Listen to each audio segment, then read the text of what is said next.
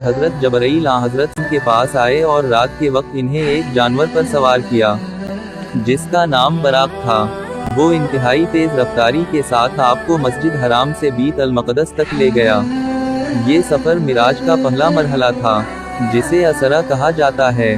پھر وہاں سے حضرت جبرائیل آپ کو 7 آسمانوں پر لے گئے۔ ہر آسمان پر آپ کی ملاقات پچھلے پیغمبروں میں کسی پیغمبر سے ہوئی۔ اس کے بعد جنت کے ایک درخت ہی پر تشریف لے گئے اور آپ کو اللہ تعالیٰ سے براہ راست ہم کلامی کا شرف عطا ہوا۔ اسی موقع پر اللہ تعالیٰ نے آپ کی امت پر 5 نمازیں فرض فرمائیں۔ پھر رات ہی رات میں آپ واپس مکہ مکرمہ تشریف لے آئے۔ صحیح روایات کے مطابق یہ معجزانہ سفر بیداری کی حالت میں پیش آیا تھا اور اس طرح اللہ تعالیٰ کی قدرت کاملہ کی ایک عظیم نشانی آپ کو دکھائی گئی تھی۔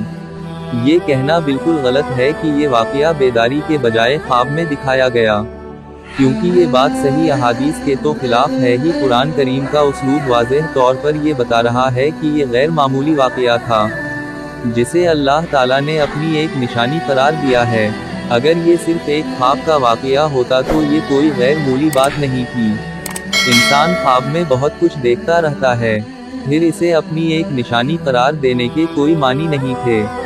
حضرت نوح کی کشتی کا حوالہ خاص طور پر اس لیے دیا گیا ہے کہ جو لوگ اس کشتی میں سوار ہوئے تھے انہیں اللہ تعالیٰ نے طوفان میں ڈوبنے سے بچا لیا تھا۔ یہ اللہ تعالیٰ کا خاص کرم تھا۔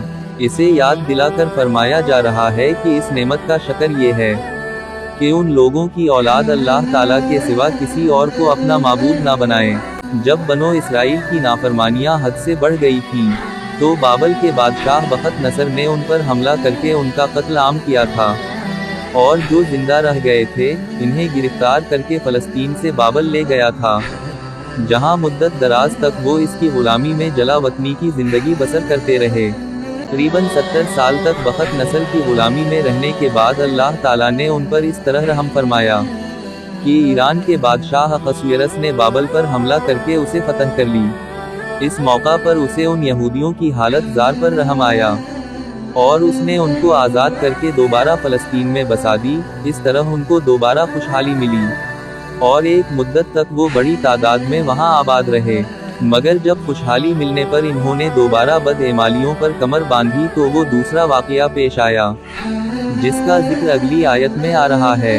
بعض حضرات نے تو کہا ہے کہ اس دوسرے دشمن سے مراد انتیوکس ایپیفانیوس ہے، جس نے حضرت عیسیٰ کی تشریف آوری سے کچھ پہلے دوبارہ بیت المقدس پر حملہ کر کے یہودیوں کا قتل عام کیا تھا۔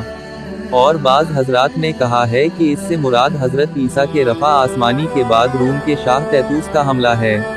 اگرچہ بنی اسرائیل پر مختلف زمانوں میں بہت سے دشمن مسلط رہے ہیں، لیکن ان 2 دشمنوں کا ذکر اللہ تعالیٰ نے خاص طور پر اس لیے فرمایا ہے کہ ان کے حملوں میں انہیں سب سے زیادہ نقصان اٹھانا پڑا، اور ان میں سے پہلا دشمن یعنی بخت نصر ان پر اس وقت مسلط کیا گیا جب انہوں نے حضرت موسیٰ کی شریعت کی خلاف ورزی کی، اور دوسرا دشمن اس وقت مسلط کیا گیا جب انہوں نے حضرت عیسیٰ کی مخالفت کی۔